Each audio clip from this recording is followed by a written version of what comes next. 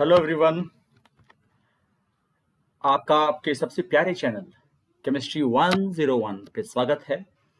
अन academy का जो largest platform, अन academy जो इंडिया का लार्जेस्ट प्लेटफॉर्म है, जो आपके लिए इतनी बेहतरीन एजुकेटर्स को लाया है साथ में, और आपके लिए इतनी गजब के क्वालिटी कंटेंट्स जिसको आप पढ़ करके ज़बरदस्त एक्सपीरियंस होगा आपको, और डेफिनेटली आप अपने गोल में जो भी अचीव करना चाहोगे आप अचीव करोगे। तो अन अकेडमी के आप इस प्लेटफॉर्म से जुड़िए और इसका पूरा का पूरा लाभ लीजिए। और आपको इसके जुड़ने के साथ, जब आप जुड़ते हैं इससे, तो आपको एक सारे सब्जेक्ट्स के लिए अलग अलग बेहतरीन टीचर्स मिलते हैं, और एक नहीं कई सारे टीचर्स मिलते हैं। तो आपको एक ज़बरदस्त लर्निंग एक्सपीरियंस होने वाला है बच्चों। आप इनसे जुड़िए। जो आप, ये एक मौका है जो आपको मिल रहा है। बहुत सारे बच्चे जो जुड़ करके इसमें क्लासेस ले रहे हैं, उनको बहुत अचीवमेंट मिल रही है और बहुत अच्छा फील कर रहे हैं। तो आप भी जुड़िए, आपको भी बहुत आनंद मिलेगा। केमिस्ट्री ये 1-on-1 चैनल हमारा, जो हमारा अनअकैडमी का चैनल है, जिस पे हम बहुत सारे एजुकेटर्स, टॉप एजुकेटर्स इस पर काम कर रहे हैं, और आपके लिए दिन रात मेहनत करके आपके लिए ग्रेट कंटेंट्स ला रहे हैं। तो आप इसका एंजॉय कीजिए और अपने को अपडेट करके अपने आने वाले जो समय हैं उसके लिए अपने आप को तैयार कीजिए।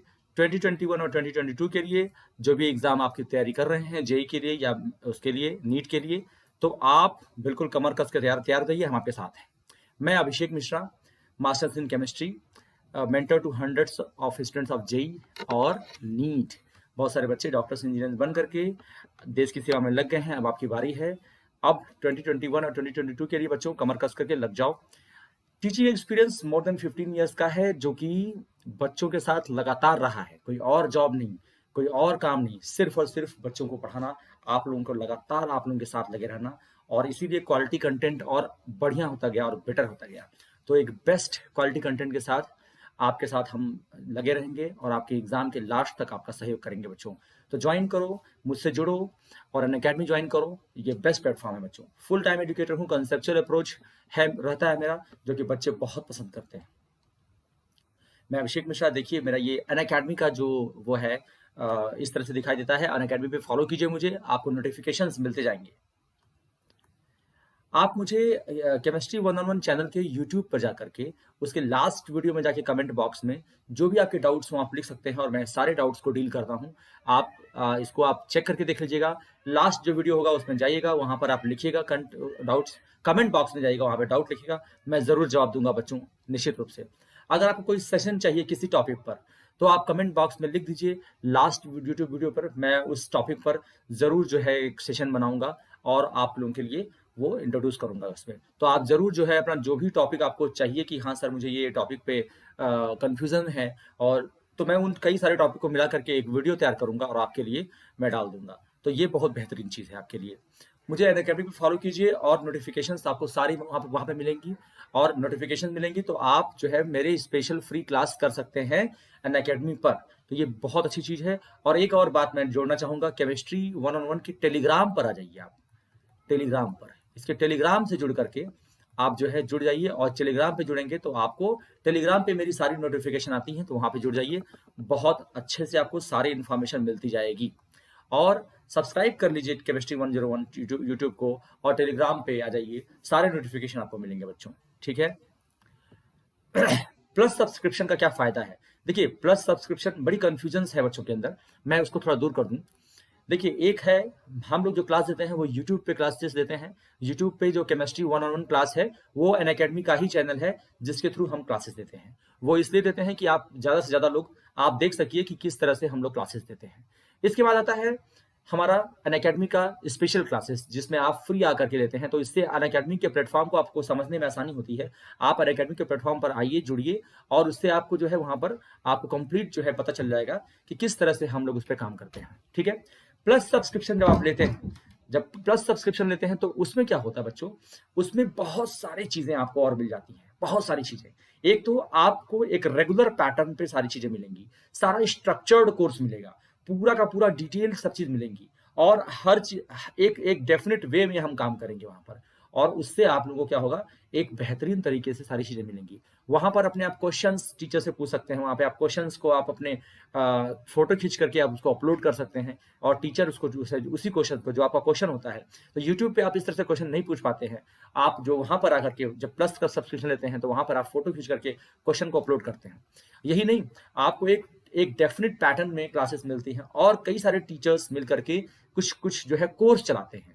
तो कुछ अच्छे टॉप टॉप टीचर्स मिल करके जो है कोर्स चलाते हैं, तो उस कोर्स में आप इनरोल करके, और फास्ट रिवीजन कोर्स होता है, फास्ट ट्रैक कोर्सेस होते हैं आपके पास, जो है खूब तेजी से खत्म करने के लिए कई सारे टीचर दिन रात मिल करके, दिन रात लग करके आपका कोर्स खूब तेजी से खत्म कराते हैं। तो ये सब फैसिलिटीज वहां मिलती है, तो आप कई बार रिवाइज कर लेते हो, तीनों का तीनों सब्जेक्ट कई बार रिवाइज कर लेते हो, और खूब लाइव टेस्ट होते हैं, खूब सारे क्विजेस होते हैं, तो आप बहुत बेहतरीन तरीके से तैयार होते हो, पूरी ऑल ओवर इंडिया आपकी रैंकिंग आती है, तो आप और इनकरेज होते हो किस तरह से हम और अच्छे से करेंगे। तो यहाँ पर इस ये फायदा होता है प्लस सब्सक्रिप्शन का। तो प्लस सब्सक्रिप्शन लेकर के आप वहां पर जा सकते हैं, ये और अनलिमिटेड एक्सेस मिलता है, आप जितना चाहो उतनी बार पढ़ो। टीचर्स से कई सारे टीचर्स आपके पास हैं, हर सब्जेक्ट के बहुत सारे टीचर्स हैं, तो आप हर टीचर के साथ इनरोल करके जो चाहिए वो पढ़ सकते हैं, जो चाहिए वो पूछ सकते हैं। ये फायदा है बच्चों प्लस सब्सक्रिप्शन का। बच्चों प्लस सब्सक्रिप्शन की जो फी स्ट्रक्चर है वो देख लीजिए, वो आपके 12 मंथ्स के लिए, बच्चों 12 मंथ्स के लिए है 34,650 रुपीज, सॉरी हाँ 34,650 रुपीज, ये आपका फी स्ट्रक्चर है बच्चों, ठीक है। और आपका 24 मंथ्स का है, जो क्लास 11th में बच्चे होंगे उनका 50,400 रुपीज है बच्चों।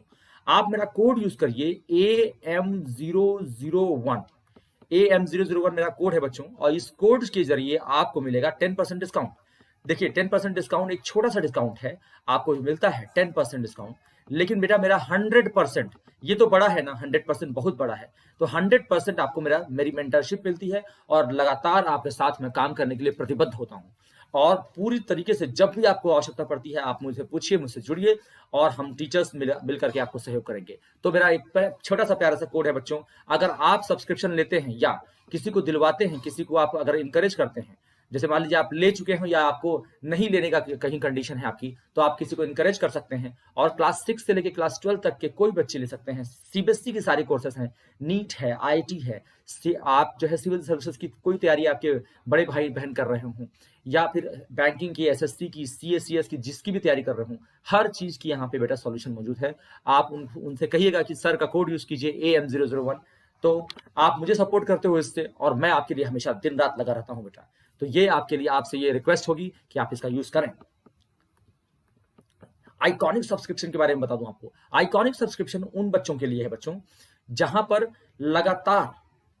पर लगातार पेरेंट्स या भाई बहन कोई ऐसे न हो बड़े, जो कि लगातार उन पर वॉच कर सकें। जैसे मान लीजिए आपके घर में आपके माता पिता हैं, भाई बहन हैं, तो वो अगर वो लगातार आपको डेली बेसिस पे आपके एनालिसिस नहीं कर सकते हैं, या आपके टेस्ट के एनालिसिस नहीं कर सकते हैं, आपको समझा कि आपका जो सब्जेक्ट है उसमें उतना उनका ज्ञान नहीं है कि आपको बता सकें, तो उसके लिए जरूरी है कि एक आइकॉनिक सब्सक्रिप्शन लेकर के थोड़ा सा जो है प्लस सब्सक्रिप्शन होता है, उससे थोड़ी सी फीस ज्यादा होती है, लेकिन उससे इतना ज्यादा आपको बेनिफिट मिलता है कि आप विश्वास नहीं करोगे।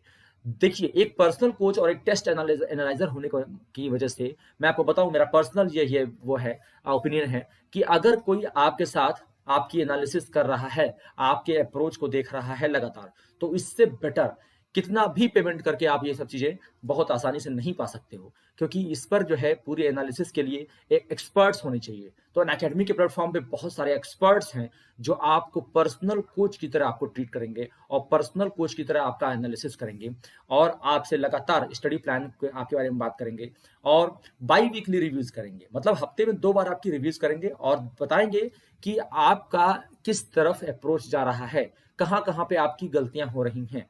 तो इस सब के बारे में वो बताते हैं, और गलतियां बताएंगे और आपको समझाएंगे कि इस तरह से आप अप्रोच कीजिए। आपका ये पोर्शन तो बहुत अच्छा है, लेकिन एक पोर्शन ऐसा है जिसपे आप ध्यान नहीं दे रहे हैं और वो वीक है, और लगातार आप उसमें गलती कर रहे हैं, तो ये पूरी एनालिसिस आप खुद नहीं कर सकते हो, ठीक है। और ह्यूमन टेंडेंसी होती है कि आप अपनी कमियों पे कम ध्यान देते हो, और जो आपका स्ट्रांग पोर्शन है उस पर ज्यादा मेहनत किए जाते हो, जबकि उसकी जरूरत नहीं होती। तो ये बताएंगे आपको कि कहाँ कहाँ आपकी कमी हो रही है, कहाँ न्यूमेरिकली आप वीक हो, कहाँ पे कॉन्सेप्चुअली वीक हो, ये सब आपको समझाएंगे। तो ये सारा बेनिफिट है आइकॉनिक सब्सक्रिप्शन का। और जो बच्चे आइकॉनिक सब्सक्रिप्शन ले रहे हैं वो फील कर रहे हैं कि डिफरेंस है उसमें, और आपको साथ में सारे प्लस के बेनिफिट मिलते हैं, वो तो मिलेंगे ही मिलेंगे साथ में। ठीक है बच्चों, देखिए ये इसका आइकॉनिक का जो फी स्ट्रक्चर है वो 58,500 रुपीज है बच्चों 12 मंथ्स के लिए। अभी आप 6 मंथ्स के लिए भी ले सकते हैं 34,200 रुपीज 6 मंथ्स के लिए। 24 मंथ्स के लिए 90,000 रुपीज है। अभी ये बहुत कम था, लेकिन बहुत जल्दी ही ये फीस बढ़ गया है, आगे बढ़ जाएगा, इसका कोई गारंटी नहीं है कि बढ़े यही फीस रहे, बढ़ भी सकता है। ठीक है बच्चों, और AM001 आप कोड यूज करेंगे तो आपको मिल जाएगा कितना, 10% का डिस्काउंट बच्चों, बहुत शानदार डिस्काउंट है। और आपको मेरा 100% AM001 कोड यूज कीजिए और 10% डिस्काउंट पाइए बच्चों, और मेरा पूरा सहयोग 100% तक पाइए आप। ठीक है बच्चों, ये है।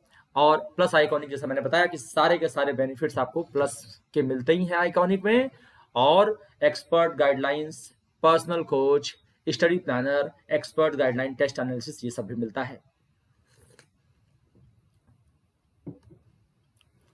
ठीक है, और आपको mock test, quizzes, structured batch courses, batch मिल जाते हैं इसमें। और एग्जाम के जैसे एग्जाम आने वाला है तो आपको ऐसे बैचेस मिलेंगे जहां पे तेजी से खत्म होने वाला है। ये नहीं कि अपना उसी पैटर्न पे चल रहे हैं। बहुत सारे बच्चे सोचते हैं कि सर 1 साल के लिए ले लेंगे तो 1 साल में पूरा खत्म होगा क्या। ऐसा नहीं है बच्चे, 1 साल में लेंगे तो जैसे एग्जाम आने वाला है, एग्जाम मान लीजिए 7 महीने पे एग्जाम आने वाला है, 8वें महीने पे एग्जाम है, तो उसी हिसाब से एग्जाम में वो टीचर्स मिलकर के कोर्स को खत्म करेंगे। ठीक है, तो ये वजह नहीं है कि आप अगर आप 1 साल के लिए ले रहे हैं तो एग्जाम आने वाला है 1 साल, तो आपको एग्जाम 1 साल तक वो पूरी कोर्स चलेगी, ऐसा नहीं है। बहुत आपके एग्जाम के हिसाब से वो चीजें चेंज करेंगे। ठीक है, तो ये ध्यान रखिएगा बच्चों, बहुत इंपॉर्टेंट बात है ये। आज हम लोग केमिकल इक्विलिब्रियम के बारे में बात करेंगे। केमिकल इक्विलिब्रियम,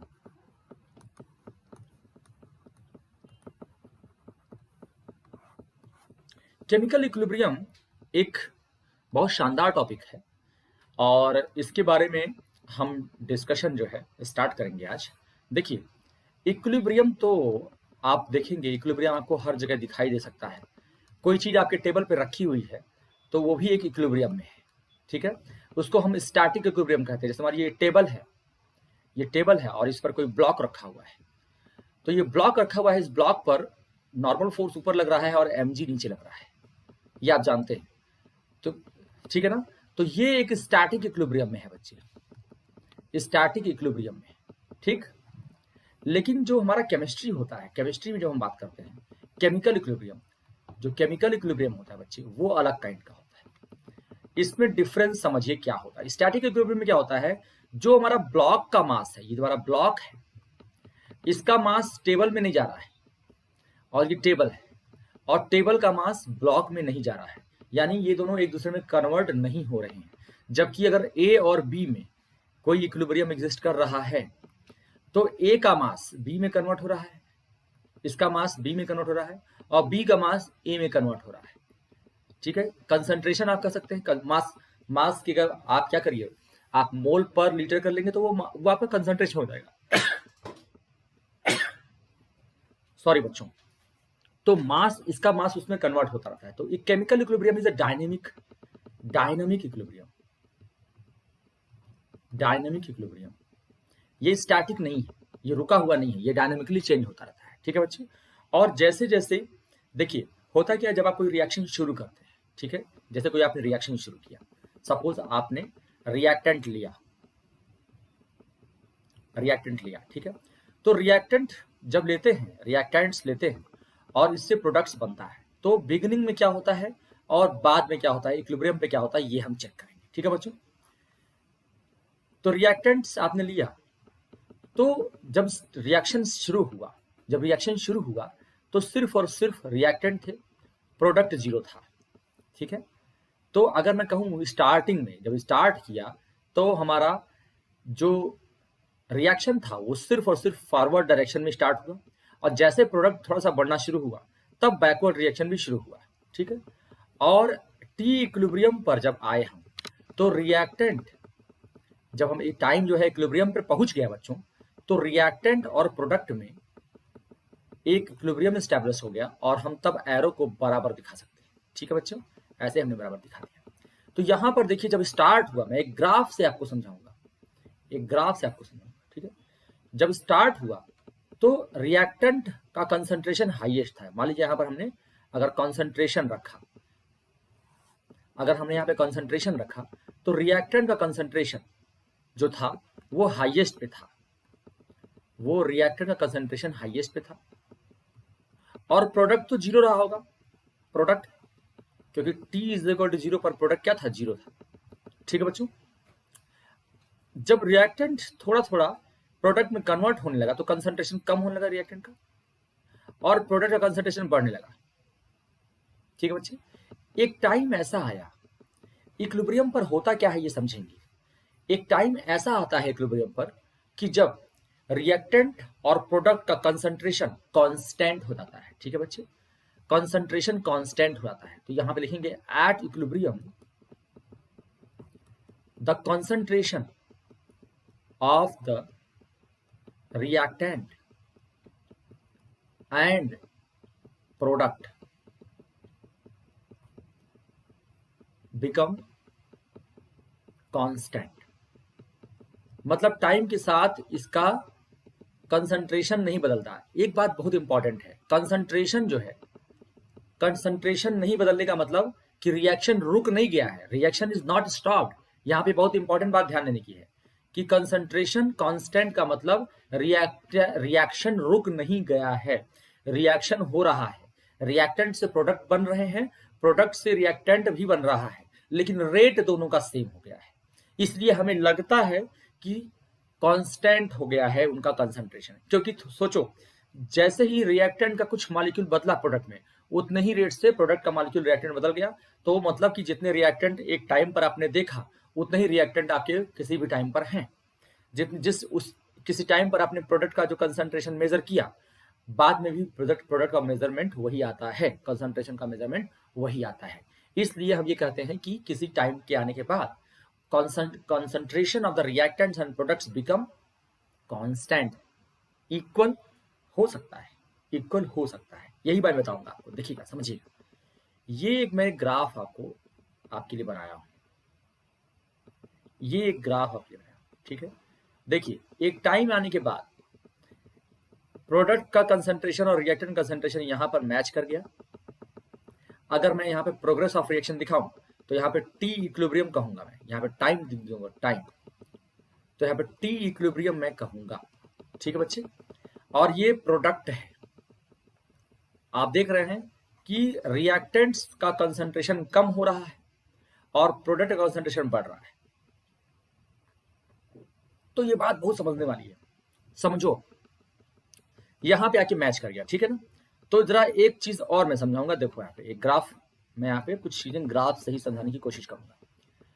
अगर मान लो रिएक्टेंट का कंसंट्रेशन कम हुआ और कांस्टेंट हो गया, प्रोडक्ट का कंसंट्रेशन बढ़ा और कांस्टेंट हो गया, तो ये ग्राफ भी कुछ बताता है हमको, हमें ये ग्राफ भी कुछ बताता है। ठीक है, ये हमारा रिएक्टेंट का कंसंट्रेशन और ये हमारा प्रोडक्ट का कंसंट्रेशन।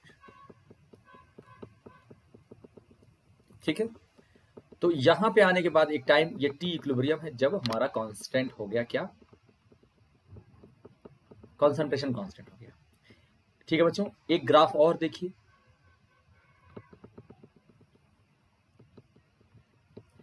कंसंट्रेशन ऑफ रिएक्टेंट घटते घटते घटते घटते बहुत घट करके यहां पे कांस्टेंट हो गया, और प्रोडक्ट का कंसंट्रेशन बढ़ते बढ़ते बढ़ते बढ़ते यहां पे कांस्टेंट। ठीक है, यहां पे हम टी इक्विलिब्रियम की गणना कर लेते हैं, टी इक्विलिब्रियम हम यहां बना लेते हैं। ठीक है बच्चों, ये है हमारा प्रोडक्ट का कंसंट्रेशन, प्रोडक्ट का कंसंट्रेशन, और यहां पर है रिएक्टेंट का कंसंट्रेशन। तो समझिएगा बच्चों, समझिएगा, समझते हैं, खूब प्यार से समझते हैं इसको। रिएक्टेंट,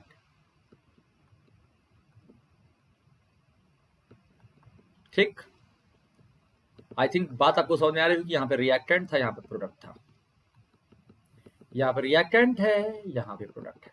अब आप समझिए, इसको एनालिसिस करेंगे, और एक जो मैंने पीछे बनाया था उसको भी मैं यहीं पर बना देता हूं, जो मैच कर गए थे। ठीक, यानी यहां पर ये टी इक्विलिब्रियम और ये रिएक्टेंट है, ये प्रोडक्ट है। ये तीन ग्राफ बहुत ही इंपॉर्टेंट है, बहुत ज्यादा इंपॉर्टेंट है ये तीन ग्राफ। आप समझिए, आप इसको समझिए। देखिए, अगर रिएक्टेंट और प्रोडक्ट का कंसंट्रेशन इस पहले वाले ग्राफ की तरह हम समझें, तो ये जो है बहुत मुश्किल से होने वाला रिएक्शन है। समझिएगा इसको, थोड़ा ही रिएक्टेंट बदलता है, प्रोडक्ट का थोड़ा सा कंसंट्रेशन होता है, बनता है, तब तक वो इक्विलिब्रियम में आ जाता है। जैसे ही थोड़ा रिएक्शन हुआ, थोड़ा सा प्रोडक्ट बदला, रिएक्शन क्या किया, रिएक्शन इक्विलिब्रियम में आ गया। स्टॉप नहीं हुआ, रिएक्शन स्टॉप नहीं बोलते, ठीक है ना बच्चों, रिएक्शन रुका नहीं, यहां पे कभी भी रिएक्शन रुक नहीं रहा है, रिएक्शन इक्विलिब्रियम में आ जा रहा है। इक्विलिब्रियम का मतलब दोनों ही रिएक्टेंट और प्रोडक्ट आपस में इंटर कन्वर्ट हो रहे हैं और सेम रेट से हो रहे हैं, सेम रेट से हो रहे हैं, ठीक है, ये समझिएगा बात से। अगर एक मोल कन्वर्ट हो रहा है प्रोडक्ट में इक्विलिब्रियम पर, तो प्रोडक्ट का भी एक मोल रिएक्टेंट में कन्वर्ट हो रहा है, यानी उस पर्टिकुलर टाइम पर क्या है, दोनों का कंसंट्रेशन कांस्टेंट है, चेंज नहीं हो रहा है, ठीक है, टाइम के साथ चेंज नहीं हो रहा है। पहला जो कंडीशन है वो जो है बच्चे, ऐसे रिएक्शन के बारे में बता रहा है जो मुश्किल से हो पाते हैं या जो हार्डली प्रोसीड करते हैं। तो हार्डली प्रोसीड, ये रिएक्शन हार्डली प्रोसीड करते हैं, ठीक है ना। होते हैं जो दूसरा वाला आप देख रहे हैं, ये सेकेंड वाला बच्चे, ये एक्सीलेंटली प्रोसीड करते हैं, ये एक्सीलेंटली प्रोसीड, क्योंकि इसमें पूरा का पूरा लगभग देखिए, पूरा का पूरा रिएक्टेंट जो है कम होकर के एकदम नीचे आ गया है ना, और प्रोडक्ट एकदम बढ़ गया है, यानी बहुत ज्यादा प्रोडक्ट बन जाएगा तब आके ये इक्विलिब्रियम पर आएंगे, ऐसे रिएक्शंस हैं। और यहाँ पे जो थर्ड कंडीशन हम देख रहे हैं बच्चों, थर्ड कंडीशन जो मैंने यहाँ पे कंसंट्रेशन और टाइम बनाया, तो यहाँ पे ये सफिशिएंटली प्रोसीड करते हैं,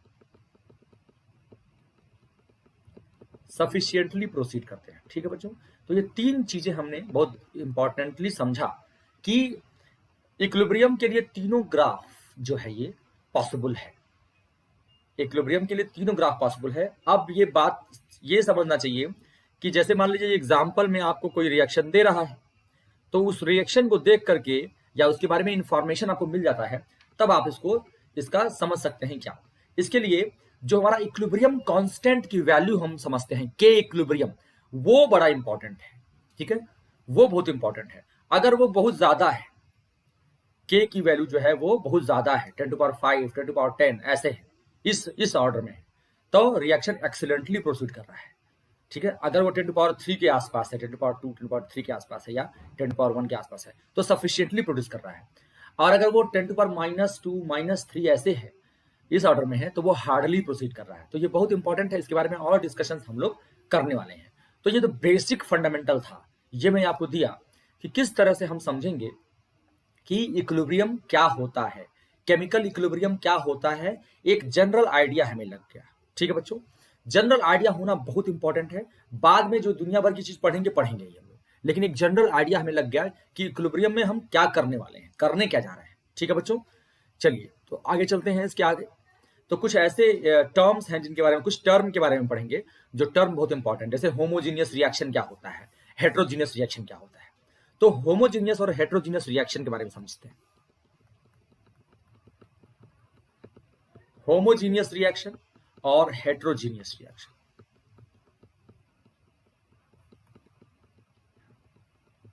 ठीक। होमोजीनियस रिएक्शन बच्चे होता है जहां पर रिएक्टेंट और प्रोडक्ट का जो फेज है, reactant and product phase is same. जैसे N2 + 3H2 gives 2NH3, ये तीनों का तीनों क्या है, गैसेस है। तो ये क्या है, एक ही फेज में है, तो ये होमोजीनियस रिएक्शन हुआ, ठीक है बच्चे। और अगर हम बात करें, ऐसे की बात करें, जैसे मान लीजिए KClO4 gives KCl + 2, ये समझिए ऐसा हो गया। तो यहां पे ये सॉलिड है, ये सॉलिड है और ये गैस है, ये गैस है। तो ये क्या है, हेट्रोजीनस, क्योंकि यहाँ पे फेज, यहाँ पे क्या है, सॉलिड फेज है, यहाँ पे सॉलिड है ये, और ये गैस है। तो जब फेज बदल जाए बच्चों, तो वो क्या कहलाता है, वो हमारा हेट्रोजीनियस रिएक्शन कहलाता है। छोटी सी बात है, ओके बच्चे। चलिए, कुछ रिएक्शन जो होते हैं बच्चे, जैसे मान लीजिए रिवर्सिबल और इरिवर्सिबल, जो उल्टा ना आ पाए, ठीक है, जो इक्विलिब्रियम पर ना आ पाए, है ना, उल्टा आएगा मतलब रिएक्टेंट से प्रोडक्ट बने और प्रोडक्ट से रिएक्टेंट बने, तभी तो उसको आप रिवर्सिबल कह सकते हो। लेकिन जो सिर्फ और सिर्फ प्रोडक्ट बनाए, सिर्फ यूनिडायरेक्शन, एक ही डायरेक्शन में जाए, उसको हम क्या बोलते हैं, इरिवर्सिबल रिएक्शन। यानी वो वापस, अगर आपने क्या किया, कोयले को जला दिया, अगर आपने वुड जला दिया, लकड़ी जला दिया, ठीक है, कोई पेपर जला दिया, तो वापस से पेपर नहीं बना सकते हो, ये इंपॉर्टेंट चीज है, ठीक है बच्चे। और दूसरा चीज होता है एक्सोथर्मिक और एंडोथर्मिक। तो एक्सोथर्मिक और एंडोथर्मिक के बारे में थोड़ा सा जल्दी से बता देता हूं मैं। देखिए, एक्सोथर्मिक रिएक्शन वो है जिसमें रिएक्शन के दौरान हीट इवॉल्व होती है, निकलती है। तो एक्सोथर्मिक रिएक्शन वो होते हैं जिसमें हीट क्या होती है, रिलीज होती है, निकलती है हीट। और जहां पे डेल्टा एच जो होता है, यानी H final minus H initial. अब आप सोचिए, अगर कुछ हीट निकल गई तो फाइनल कम हो जाएगा ना, तो निगेटिव आएगा वैल्यू, फाइनल कम हो गया, इनिशियल पहले ज्यादा था। तो डेल्टा एच जो है एक्सोथर्मिक रिएक्शन के लिए क्या होता है, वो नेगेटिव होता है। और इसके लिए जब हम क्या करते हैं, ग्राफ, इसके लिए हम एक ग्राफ देखते हैं, तो रिएक्टेंट्स जब रिएक्ट करते हैं तो इनका जो है यहाँ पर नीचे आता है प्रोडक्ट। जैसे मान लीजिए इधर क्या है, अगर हम इधर एनर्जी को लिखें और इधर प्रोग्रेस ऑफ रिएक्शन की बात करें, प्रोग्रेस ऑफ रिएक्शन की बात करें, और इधर रिएक्टेंट है, इधर प्रोडक्ट है, प्रोडक्ट है, तो देखिए जो गैप, देखिए यहाँ पे क्या है, एनर्जी इतना निकल गया, तो यही डेल्टा एच है, ठीक है, तो इतना नीचे आ गया। यही एंडोथर्मिक रिएक्शन की अगर हम बात करेंगे, एंडोथर्मिक रिएक्शन की बात जब करेंगे बच्चों, तब क्या होता है, देखिए ये जो एक चीज मैं बता दूं, इसमें यहां से यहां तक जो रिएक्टेंट के ऊपर, रिएक्टेंट के ऊपर जो यहां तक हम एनर्जी देखते हैं, ये यही हमारा होता है एक्टिवेशन एनर्जी, एक्टिवेशन एनर्जी होता है बच्चे, ठीक है, एक्टिवेशन एनर्जी हम बोलते हैं, ठीक है। चलिए आगे इसमें देखिए, एंडोथर्मिक रिएक्शन में देखते हैं। एंडोथर्मिक रिएक्शन में क्या बच्चे, हीट जो है वो एब्जॉर्ब होती है, हीट इज एब्जॉर्ब्ड, हीट खा लेता है रिएक्शन, ठीक है ना। डेल्टा जब हीट ले लेगा तो एच फाइनल बढ़ जाएगा, एच फाइनल बढ़ जाएगा एच इनिशियल से, जितना आपने इनिशियल लिया था हीट उसने और एब्जॉर्ब कर लिया है, तो फाइनल हीट बढ़ जाएगा, तो डेल्टा एच आएगा बच्चे पॉजिटिव। और इसको ग्राफ से अगर देखें ऐसे, तो देखो समझो, यहां से हमारा रिएक्टेंट का एनर्जी है और प्रोडक्ट एनर्जी ज्यादा होगा, तो ये रिएक्टेंट है, ये प्रोडक्ट है, ठीक है, तो प्रोडक्ट की एनर्जी ज्यादा होगी। और एक्टिवेशन एनर्जी क्या होगी, रिएक्टेंट से ऊपर जितनी एनर्जी जाती है, यही हमारी क्या होती है, ई एक्टिवेशन, ई एक्टिवेशन, एक्टिवेशन एनर्जी को हम लोग ई एक्टिवेशन कहते हैं। तो छोटी सी बड़ी इंपॉर्टेंट चीज है, आई थिंक आपको समझ में आ गया होगा, ठीक है। इधर प्रोग्रेस ऑफ रिएक्शन, तो एक्सोथर्मिक रिएक्शन होता है बच्चे और एंडोथर्मिक रिएक्शन होता है, ये बहुत इंपॉर्टेंट है, इसको समझना बहुत जरूरी था। अब आगे बढ़ेंगे हम लोग कुछ टर्म्स के बारे में, जैसे हमने काम कर रहे हैं। तो एक टर्म होता है बेटा एक्टिव मास, एक्टिव मास अक्सर ये खूब यूज होता है, एक्टिव मास। एक्टिव मास कुछ और बात नहीं है, ये है बेटा concentration of reactants and products और प्रोडक्ट्स इन मोल पर लीटर, मोल पर लीटर। तो मोल पर लीटर क्या होता है, मोलैरिटी होती है, आप जान ही रहे हो, तो मोल पर लीटर होता है, ठीक है ना। और इसको हम लोग एक स्क्वायर ब्रैकेट में लिखते हैं। तो एक्टिव मास बच्चे क्या होता है, active mass is equal to जो आपके गिवन मोल्स हैं अपॉन वॉल्यूम इन लीटर, ठीक। और इसको आप क्या कर सकते हैं, मास अपॉन मोलर मास,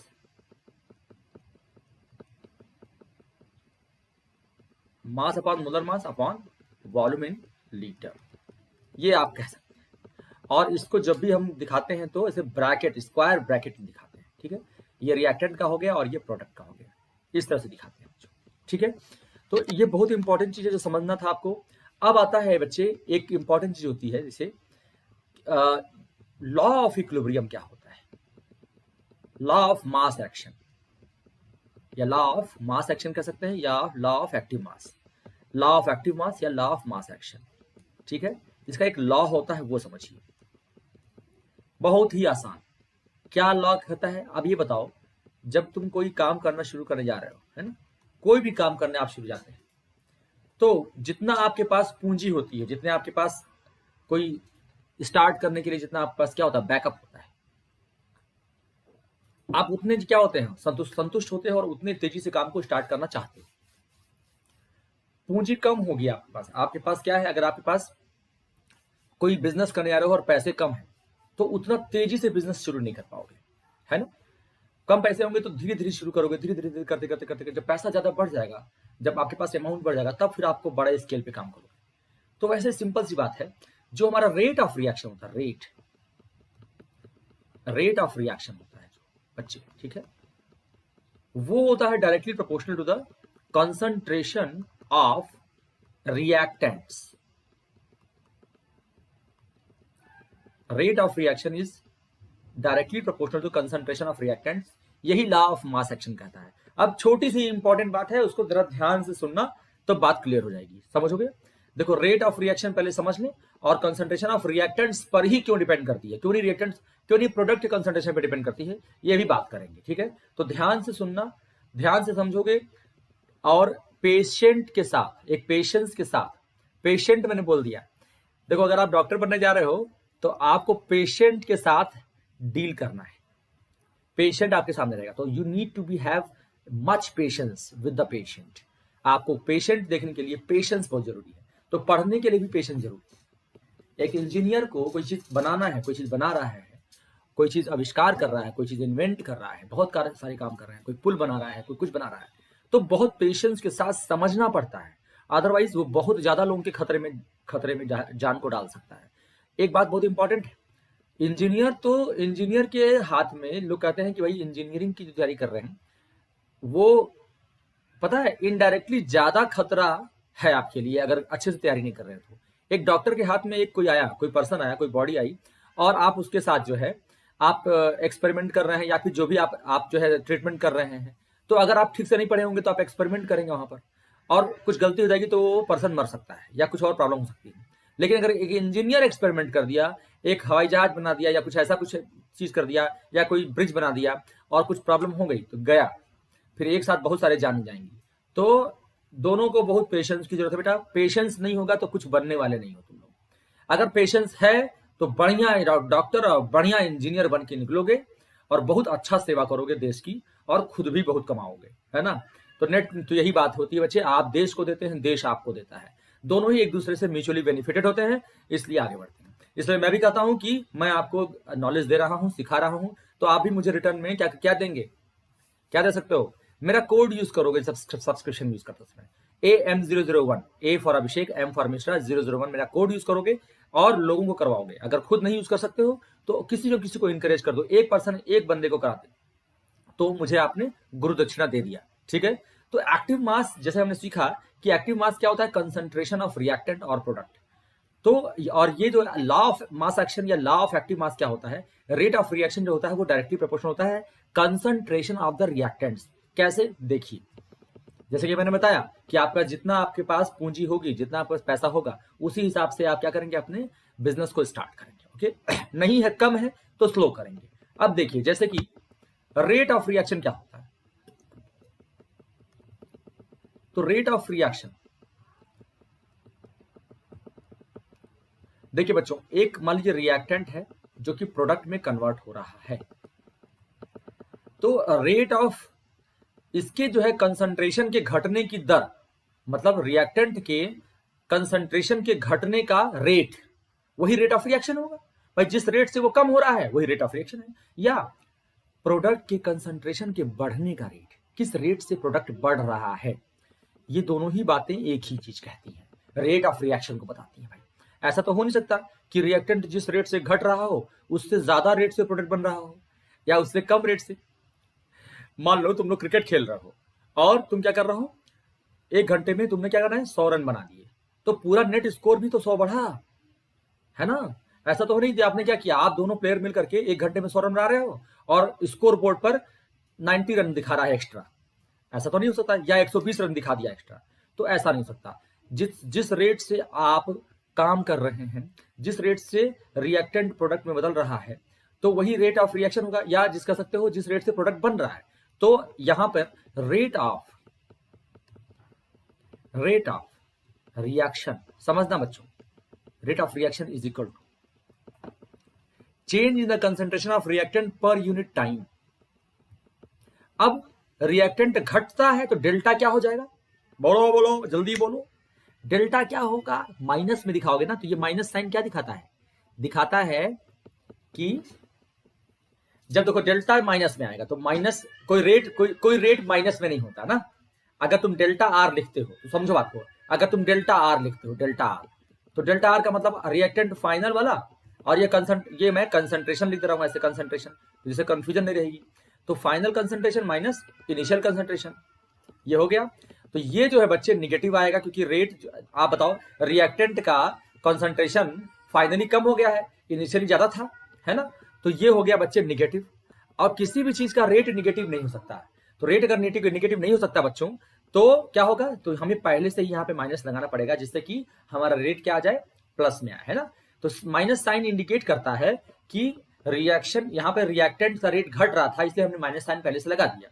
और बच्चों यही इक्वल टू क्या हो जाएगा, change in the concentration of product पर यूनिट टाइम, और यहां पे हमको माइनस लगाने की जरूरत नहीं है, क्योंकि यहाँ पे क्या होगा, प्रोडक्ट का कंसंट्रेशन बढ़ रहा है, तो फाइनल माइनस इनिशियल क्या आएगा, बोलो। प्रोडक्ट, अगर डेल्टा पी की बात करेंगे तो P final minus P initial क्या आएगा मेरे प्यारे प्यारे बच्चों, क्या आएगा बताओ, पॉजिटिव आ जाएगा, पॉजिटिव आ जाएगा मेरे प्यारे बच्चों, पॉजिटिव आ जाएगा, ठीक है। और इसलिए हम यहाँ पर क्या करेंगे, पॉजिटिव साइन नहीं लगाएंगे। तो रेट ऑफ रिएक्शन लेकिन दोनों के लिए क्या होगा, सेम होगा। बड़ी शानदार बात है, छोटी सी प्यारी सी बात है, और समझ में आ जाती है। समझ में आएगी तो तुरंत कमेंट बॉक्स में लिखना यस सर, बिल्कुल ठीक है ना, तुरंत लिखना सर समझ में आया, यस सर, थम्स अप देना, मुझे थम्स अप देना, मैं देखूंगा सारा। रेट ऑफ रिएक्शन ये हो गया हमारा, ठीक है ना। अब एक बात और एक बहुत अच्छी बात समझो, जब रिएक्टेंट से प्रोडक्ट बनता है ना बच्चों, उसको बोलते हैं फॉरवर्ड रिएक्शन, आगे की ओर बढ़ने वाला रिएक्शन। और जब हमारा प्रोडक्ट से रिएक्टेंट बनता है ना बच्चों, तब बोलते हैं हम उसको बैकवर्ड रिएक्शन, ठीक है, ओके। अब एक चीज देखना, ध्यान से समझना। अब हम रेट ऑफ रिएक्शन, हमारा लॉ ऑफ मास एक्शन क्या कहता है, रेट ऑफ रिएक्शन वो किसी फॉरवर्ड बैकवर्ड की बात नहीं करता। लॉ ऑफ मास एक्शन कहता है rate of reaction is directly proportional to the concentration of the reactant, ठीक है, raise to the power some stoichiometric coefficient which is equal to the stoichiometry of the actual stoichiometry of the reactant. इसको भी मैं और detail में बताऊंगा, थोड़ा सा ध्यान से समझिएगा, धैर्य से समझिएगा। रेट ऑफ रिएक्शन, जैसे लॉ ऑफ मास एक्शन जो मैं यहाँ पे लिखा हूं, तो rate of reaction is proportional to concentration of the reactants, और यहां पर ब्रैकेट में करके यहां पर पावर में क्या लिख रहा हूं, एन लिख रहा हूं। एन क्या है, स्टोइकियोमेट्रिक कोएफिशिएंट है। एन क्या है बच्चे, स्टोइकियोमेट्रिक कोएफिशिएंट्स। तो अभी क्लियर हो जाएगा, उसमें घबराने की बात बिल्कुल नहीं है। इसलिए मैं बाद में लिखता हूं, इसको पहले नहीं बताता हूं, लेकिन चलिए बता दे रहा हूं। और अभी हम इसको बात करेंगे। एक्स जो हमारा क्या है, वो बेटा क्या है, वो स्टोइकियोमेट्रिक कोएफिशिएंट है, ओके। चलिए अभी हम आगे बात करेंगे। अगर ये 1 है, जैसे यहाँ पे रिएक्टेंट यहाँ पे 1 है, अगर 1 है तो कुछ लिखने की जरूरत नहीं थी, तो यहाँ पे हम क्या मान ले रहे हैं, अभी 1 मान ले रहे हैं। अगर यहाँ पे एक्स इज इक्वल टू 1 मान लिया तो कुछ यहाँ पे कुछ लिखोगे ही नहीं, है ना। तो इसलिए अब रेट ऑफ रिएक्शन बच्चे क्या है, कंसंट्रेशन ऑफ द रिएक्टेंट के डायरेक्टली प्रोपोर्शनल है। देखो मेरे प्यारे बच्चों, जब रिएक्टेंट से प्रोडक्ट बन रहा होता है तो रिएक्टेंट ही क्या है, रिएक्टेंट है। और जब प्रोडक्ट से रिएक्टेंट बन रहा होता है तो एक्चुअली प्रोडक्ट अब क्या बन गया, अब वो रिएक्टेंट की तरह बिहेव कर रहा है, और है ना, उधर जा रहा है। तो अगर उसके साइड में तुम आके बैठ जाओ, प्रोडक्ट के साइड में आके बैठ जाओ, तो तुमको क्या लगेगा कि वही रिएक्टेंट है और प्रोडक्ट बन रहा है। और तुम रिएक्टेंट के साइड में आके बैठ जाओ तो वही रिएक्टेंट है और प्रोडक्ट बन रहा है। तो तुम जिस साइड में रहोगे बच्चा ना, जिस साइड से सोचोगे, जिस साइड से देखोगे, वही रिएक्टेंट है। इसलिए दो बातें नहीं कही गई, रेट ऑफ रिएक्शन के लिए दो बातें नहीं कही गई, है ना। तो रेट ऑफ रिएक्शन बेटा कंसंट्रेशन ऑफ द रिएक्टेंट के डायरेक्टली प्रोपोर्शनल है। वो रिएक्टेंट प्रोडक्ट भी हो सकता है। जब हम प्रोडक्ट से रिएक्टेंट के बारे में सोचते हैं तो कहने के लिए प्रोडक्ट है, लेकिन वो बन रहा है ना उसको, तो फॉरवर्ड रिएक्शन के बारे में बात करो तो जो जब प्रोडक्ट से रिएक्टेंट बन रहा है तो उसको हम क्या कहते हैं। अब वहां से अगर सोचोगे उसकी तरफ बैठ जाओगे तो वही फॉरवर्ड हो जाएगा। कंफ्यूज मत होना, रिएक्टेंट से प्रोडक्ट बनना इज ए फॉरवर्ड रिएक्शन, और प्रोडक्ट से रिएक्टेंट बनाने को बैकवर्ड कह रहे हो बैकवर्ड। लेकिन अगर रेट की बात करोगे तो उस समय रिएक्टेंट वही है, प्रोडक्ट ही खुद क्या है, रिएक्टेंट है, तब बदल रहा है इसमें। ये छोटी सी बात थी, इसको थोड़ा सा समझते हैं। देखिए जैसे देखिए मान लीजिए एक ए है, ए से बी बन रहा है, ठीक है।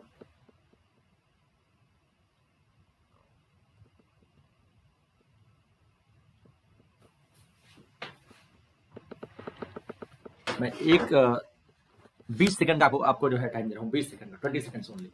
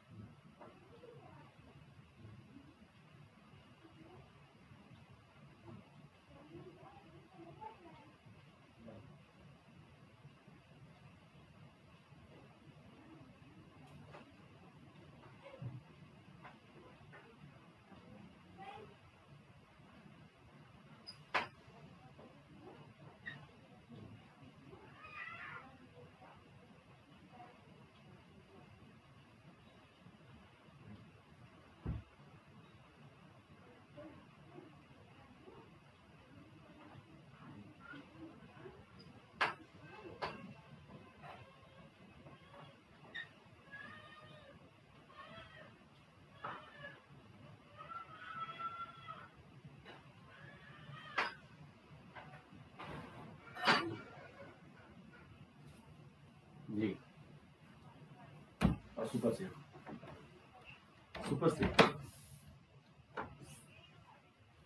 हाँ पे सेवर बात है, समथिंग सेवर।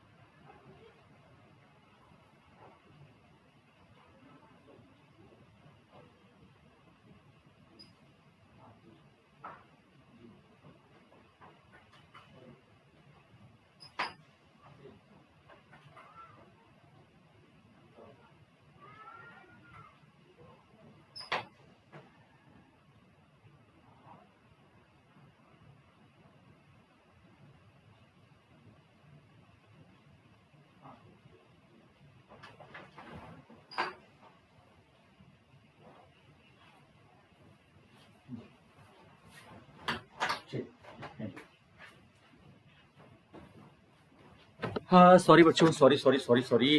हाँ तो यहाँ पे हम आ गए थे। अगर देखिए यहाँ पर अगर ए से बी बन रहा है, सपोज कीजिए यहाँ पर ए से बी बन रहा है और बी से ए भी बन रहा होगा, समझ रहे हो। तो अगर हम रेट ऑफ फॉरवर्ड रिएक्शन की बात करें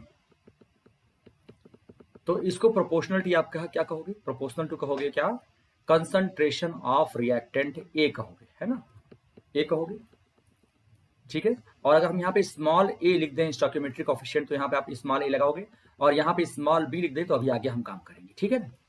रेट ऑफ फॉरवर्ड रिएक्शन, और इम्प्लाइज दैट अगर हम इसको ओपन कर दें, R forward is equal to, यहाँ पे कांस्टेंट लगा दें के फॉरवर्ड, और यहाँ पर a के पावर 8 दे, तो ये बात चलेगी। ठीक है, सबको समझ में आ रहा है। इक्वेशन नंबर 1 मान के इसको छोड़ देते हैं। अब जब हम b से a बनाएंगे तो वहां पर हम r बैकवर्ड कहेंगे, यानी बैकवर्ड रिएक्शन। और आप जानते हो r, ये लॉ ऑफ मास एक्शन क्या कहता है कि जो भी रेट होगा वो उसके रिएक्टेंट के कंसंट्रेशन के प्रोपोर्शनल होगा, और उसका स्टोइकियोमेट्रिक कोएफिशिएंट लगा दोगे आप। तो यहाँ पर b है ना, और उसके पावर b लगा दोगे। ठीक है बच्चे, इंप्लाइज दैट पावर b लगा दीजिए, r backward is equal to बच्चों क्या होगा, k बैकवर्ड यानी constant backward concentration of b के पावर b। हमारा ये हो गया। इतनी बात क्लियर है बच्चों, पक्का एकदम परफेक्ट। चलिए अच्छी बात। अब देखिए एट इक्विलिब्रियम, अगर समझ में आ रहा है तो थम्स अप देना, समझ में आ रहा है तो थम्स अप देना। ठीक है ना सब लोग, ठीक है ना, यहां तक पूरा पक्का क्लियर है। इक्विलिब्रियम पर क्या होगा जी, बताओ इक्विलिब्रियम पर क्या होगा बच्चे। इक्विलिब्रियम पर अभी हमने सिखाया कि रेट ऑफ फॉरवर्ड रिएक्शन और रेट ऑफ बैकवर्ड रिएक्शन बराबर हो जाता है। ठीक है ना, कंसंट्रेशन बराबर होता है क्या, कंसंट्रेशन बराबर हो सकता है, मे बी इक्वल। प्रोडक्ट का कंसंट्रेशन और रिएक्टेंट का कंसंट्रेशन बराबर हो भी सकता है और नहीं भी हो सकता है, कोई ज्यादा कोई कम हो सकता है। तीनों ग्राफ मैं आपको यहां पर बता चुका हूं, तीनों ग्राफ मैं यहां पर आपको समझा चुका हूं। देखिए ये 3 ग्राफ बताया था। यहां पे क्या है, concentration of product is equal to concentration of reactant. इस वाले में क्या है, concentration of product is greater than concentration of reactant, और यहां पे concentration of product is lesser than concentration of reactant. बच्चों इतनी बेहतरीन चीज है ना, माइलस्टोन चीज है, इसको नोट करना और क्वेश्चन फोड़ देना बच्चों, एकदम केमिकल इक्विलिब्रियम फोड़ देना तुम लोग एकदम। ये समझ लो ध्यान से, बहुत छोटी छोटी बातें हैं और स्टेटमेंट वाइज क्वेश्चन पूछे जाते हैं और आप वहां पे गलती करके आ जाते हो, इसलिए ध्यान देना, इसको समझना, बहुत शानदार चीज है। ठीक है ना, तो इसी के बेसिस पर हमने क्या किया, आपको समझाया कि भाई बराबर हो भी सकता है, नहीं भी सकता कंसंट्रेशन, लेकिन रेट हमेशा बराबर होगा। क्या बराबर होगा जी, रेट हमेशा बराबर होगा। किस चीज का रेट, फॉरवर्ड रिएक्शन का और बैकवर्ड रिएक्शन का। फॉरवर्ड रिएक्शन और बैकवर्ड रिएक्शन का रेट हमेशा ऑलवेज इक्वल एट इक्विलिब्रियम। तो at equilibrium rate of forward reaction is equal to rate of backward reaction always. यानी अगर ग्राफ खींचेंगे ना तो सिर्फ कौन सी वाली ग्राफ, रेट वाली ग्राफ सिर्फ यही होगी, बाकी दोनों ग्राफ को छोड़ देना।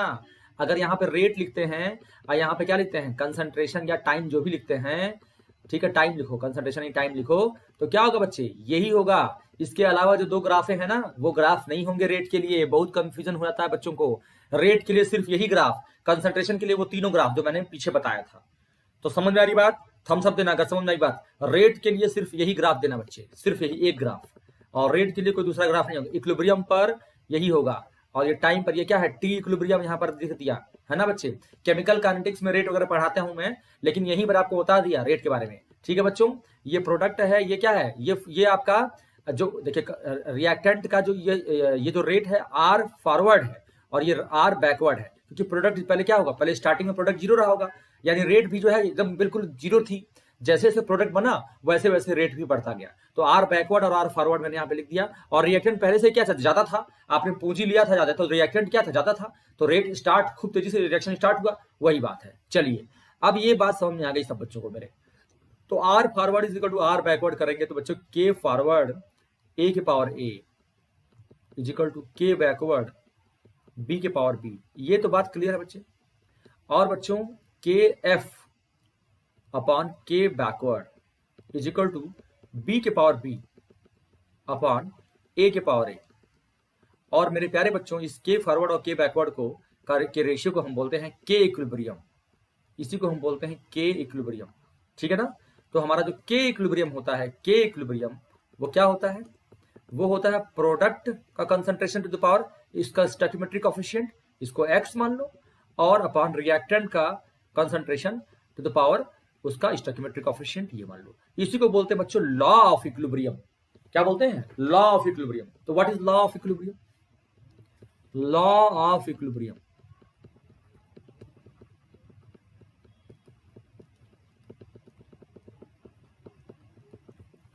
लॉ ऑफ इक्विलिब्रियम क्या कहता है, ये कहता है कि जो रेशियो है, किसका ratio, concentration of product of concentration of reactants, ठीक है, raise to the power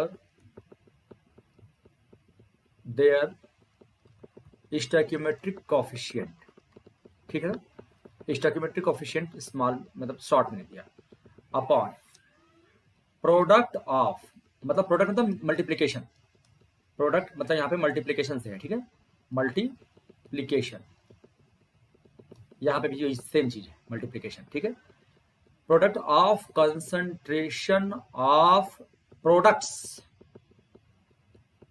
raise to the power their stoichiometric coefficient. ये जो रेशियो होता है, this ratio is constant, this ratio is constant at equilibrium, constant at equilibrium, this is called law of equilibrium. तो इतनी बातें हमने समझा बेटा कि क्या होता है, किस तरह से हमने इस चीज को समझा, ये बहुत इंपॉर्टेंट बात थी जो मैं आपको समझा रहा हूं, बहुत शानदार बात। देखिए इक्विलिब्रियम पे क्या होता है, फॉरवर्ड रेट और बैकवर्ड रेट बराबर होता है, ठीक है ना, और यहां पर क्या होता है, ये डायनेमिक होता है, चीजें बदलती रहती हैं, ये रिएक्शन रुकता नहीं है, रिएक्शन डज नॉट स्टॉप, है ना, रिएक्शन इज नॉट स्टॉप्ड, बस क्या है, रेट दोनों का कन्वर्जन का क्या हो, बराबर हो गया है।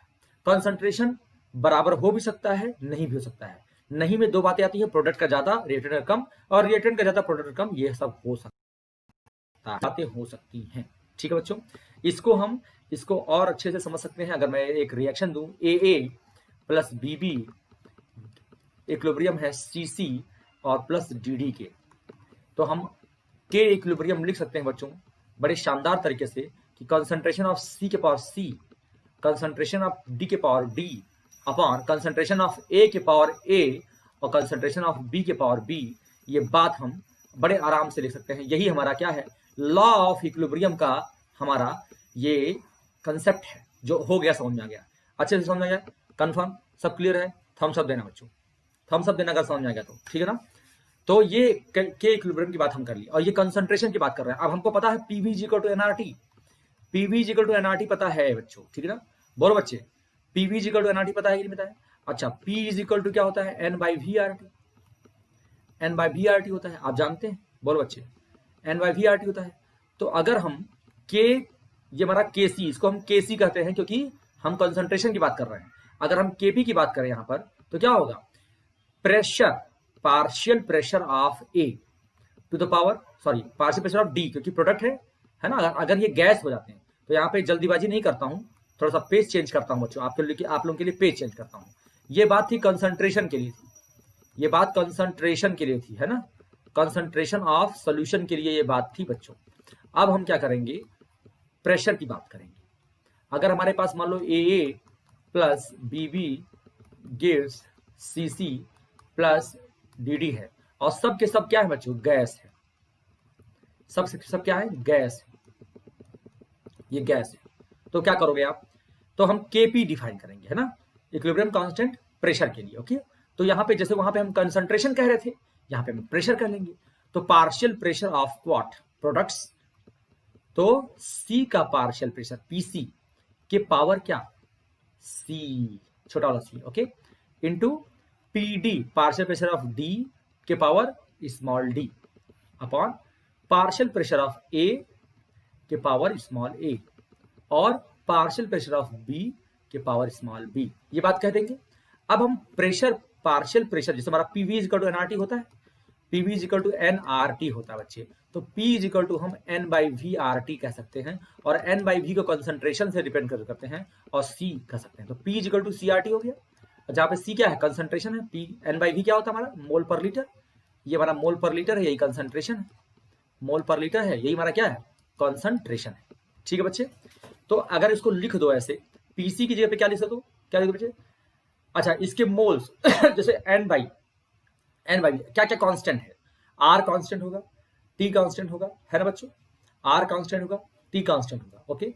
और हमारा देखिए, ध्यान से समझिएगा, तो हम क्या लिख सकते हैं यहाँ पे, पीसी की जगह पे क्या लिख सकते हैं, पीसी की जगह पर N C by V, N C by V है ना, कॉन्सेंट्रेट यानी नंबर ऑफ मोल्स, सी के मोल्स, ओके, वो कांस्टेंट नहीं होंगे, वो बदलेंगे, ओके।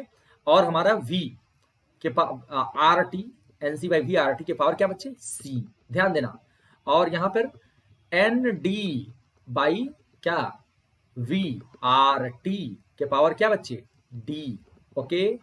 और क्या करेंगे बच्चे यहां पर, ध्यान से, हमारा क्या होगा बच्चे, देखो, N A upon V R T, okay बच्चा। और ध्यान से, हमारा पीबी है तो पीबी के लीजिए पे N B upon V R T, ये कर दोगे और इसके पावर लिखोगे ए, इसके पावर लिखोगे बी, ठीक है बच्चों। अब देखिए, इसको आप जब कैलकुलेट सॉल्व करेंगे, इसको जब सॉल्व करोगे तो क्या आएगा ये समझना है, ओके, ये समझना बहुत इंपॉर्टेंट है। तो पीवी इजिकल टू एनआरटी किया हमने, तो P is equal to n by V R T आ गया। एन बाई वी क्या है, कंसंट्रेशन है, एन बाई वी क्या है बच्चे, कंसंट्रेशन है। तो हम क्या लिख दें यहाँ पे, समझना ध्यान से। अब एन बाई वी को हम लोग क्या लिख सकते हैं, कंसंट्रेशन सी लिख सकते हैं, सी आर टी लिख दिया, किसके, इसके पावर क्या लिख दिया हमने, सी लिख दिया, और इसको लिख दिया। और ये कंसंट्रेशन किसका है, सी का कंसंट्रेशन है, सी का कंसंट्रेशन। तो सी डी आर टी के पावर डी लिख दिया, upon C A R T के पावर क्या लिख दिया बच्चों, ए लिख दिया, और आसान हो जाएगा। और यहां पर सी बी आर टी के पावर क्या लिख दिया, बी लिख दिया, ओके बच्चा, ठीक है ना। अब देखो यहां पे समझना ध्यान से, अब नेक्स्ट पेज पे आता हूं, वो समझिएगा बच्चे बात को ध्यान से। तो केपी इज इक्वल टू क्या होगा, देखो यहां पर क्या है, सी सी आर टी के power C, D D R T, C D R T, concentration, हमको कंसंट्रेशन लिखना है तो कंसंट्रेशन लिखेंगे सी डी, सी सी मतलब कंसंट्रेशन ऑफ सी, ओके। और यहां पे कंसंट्रेशन ऑफ डी यानी C of D, concentration of D R T के पावर क्या, डी, फिर concentration of A R T के पावर क्या, ए, और concentration of B R T के पावर बी। इसको इज इक्वल टू क्या करोगे, देखो ध्यान से, सी के पावर, हमारा कंसंट्रेशन ऑफ सी के पावर सी आ गया, कंसंट्रेशन ऑफ सी के power C, concentration of D के पावर, कंसंट्रेशन ऑफ डी के power D, upon concentration of A के power A into concentration of B के पावर बी। अभी यहां पे थोड़ा सा आप लोगों को समझ में आ जाएगा। और यहां पे आर टी है, आर टी के पावर क्या बच्चे, सी प्लस डी, और यहां पर आर टी के पावर ए प्लस बी। अब देखो ये जो कंसंट्रेशन सी के पावर सी, डी के पावर डी, ये सब है, यही क्या है हमारा, यही हमारा के सी है। इसको हम ऐसे, जो हम कंसंट्रेशन ऑफ सी, तो हम जिसे हम सी लिखे हैं तो सी के पावर सी इंटू यहाँ पे कंसंट्रेशन ऑफ डी के पावर डी, ऐसे भी लिख सकते थे। अगर आपको कंफ्यूजन हो रही होगी बच्चों तो इसको आप ऐसे कर लीजिएगा, ठीक है ना बच्चे, कंफ्यूज होने की जरूरत नहीं है। और यहाँ पे बी के पावर बी, तो मैंने जो लिखा है कंसंट्रेशन, उसको आप ऐसे लिख सकते हैं, ठीक है। और यहाँ पे आर टी, अब पावर जाएगा ऊपर की ओर तो क्या होगा, सी प्लस डी माइनस ए प्लस बी, ठीक है। और ये हमारा क्या हो गया, पूरा के इक्विलिब्रियम यानी के सी हो गया, और केपी है। तो केपी इज इक्वल टू क्या आ गया बच्चे, के सी इंटू आर टी के पावर डेल्टा एन। अब डेल्टा एन क्या है समझिएगा, डेल्टा एन जो है बच्चे वो क्या है, number of moles of gaseous products minus number of moles of gaseous reactants, ठीक है। तो क्योंकि डेल्टा एन क्या है, यहां पर डेल्टा एन क्या है, सी प्लस डी माइनस ए प्लस बी, यानी जो हमारे क्या थे, प्रोडक्ट के जो मोल्स थे उनका सम माइनस हमारे जो रिएक्टेंट के मोल्स थे उनका सम। तो ये पूरा बच्चों आपका होता है क्या, लॉ ऑफ इक्विलिब्रियम में पूरा बता दिया आपको, केसी और केपी में रिलेशन एस्टैब्लिश कर दिया। ये बहुत शानदार तरीके से हमने इसको किया। लॉ ऑफ इक्विलिब्रियम हमने सीखा, हमने स्टार्टिंग से ही क्या सीखा, केमिकल इक्विलिब्रियम के बारे में पूरा डिस्कशन किया हमने, केमिकल इक्विलिब्रियम किस तरह से समझते हैं ये हमने देखा, और बहुत कायदे से इन चीजों को समझा बच्चों। तो क्या मेरी बात आपको समझ में आ रही है अच्छे से? अगर समझ में आ रही है तो थम्स अप जरूर दीजिएगा बच्चों, थम्स अप, ठीक है। अब देखो, जैसे मान लो मैं N2 plus 3H2 gives 2NH3 लिखता हूं। अगर हम Kc की बात करें तो कहेंगे NH3 के पावर, कंसंट्रेशन ऑफ NH3 के पावर C मतलब गलती से C लिख दिया, वो 2 होगा क्योंकि उसके पावर 2, क्योंकि स्टॉकियोमेट्री क्या है उसकी 2 है, तो यहां लिख दो 2 और अपॉन N2 और H2 के पावर 3। ये आप हो गया Kc। यही आप Kp लिखते हैं, Kp तो Kp Kc इंटू RT के पावर डेल्टा N, ये होता है।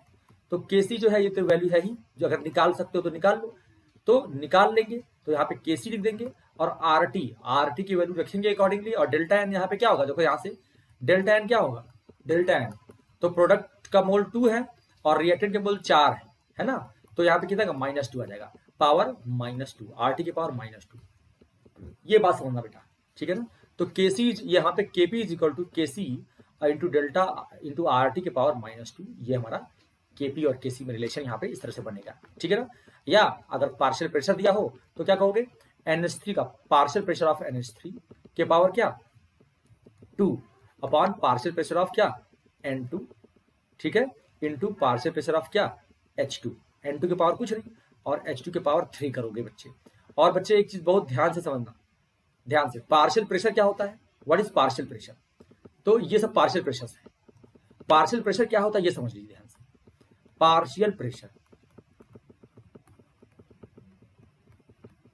तो डाल्टन ने कहा था पार्शियल प्रेशर क्या होता है, देखो mole fraction, partial pressure of gas, मान लीजिए गैस है तो क्या होगा, mole fraction of gas, mole fraction of that gas into P total, total pressure, total pressure, ठीक है ना।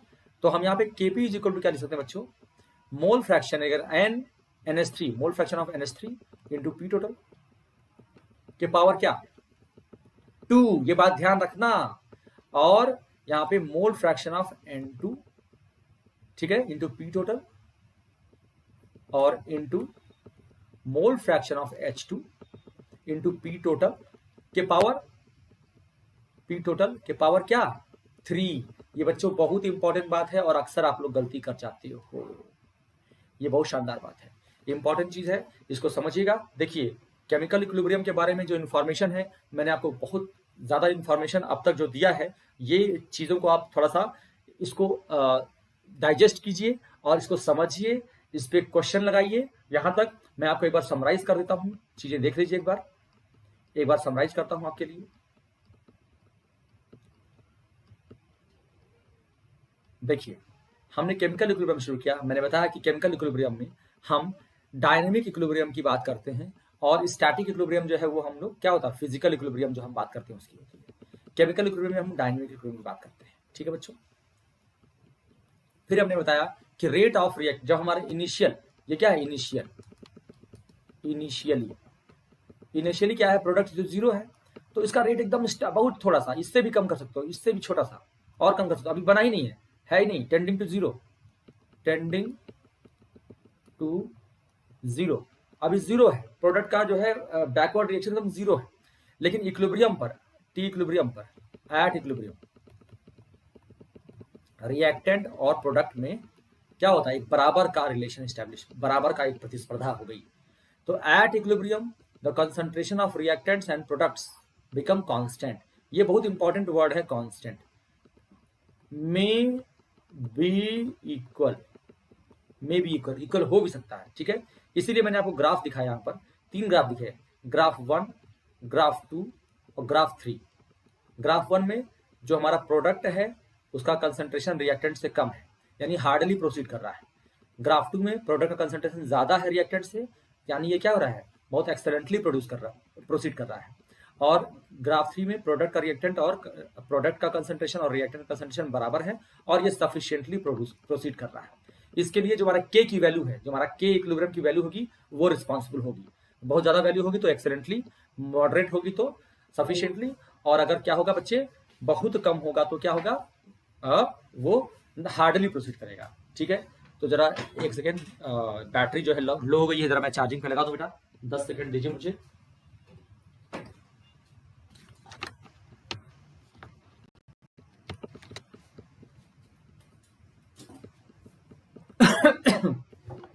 ये हो गया बच्चे। अब देखो, हाँ, फिर हमने होमोजीनियस और हेटेरोजीनियस सॉल्यूशन की बात कही। होमोजीनियस सॉल्यूशन जिसमें रिएक्टेंट्स और प्रोडक्ट्स क्या हों, फेज सेम, एक ही फेज, जैसे गैस गैस और गैस हो गया। और हेटेरोजीनियस हो गया हमारा हेटेरोजीनियस रिएक्शन जिसमें सॉलिड और सॉलिड भी है, सॉलिड है, सॉलिड है और यहाँ पे गैस है, तो अलग अलग फेज होंगे तो हेटेरोजीनियस कहेंगे।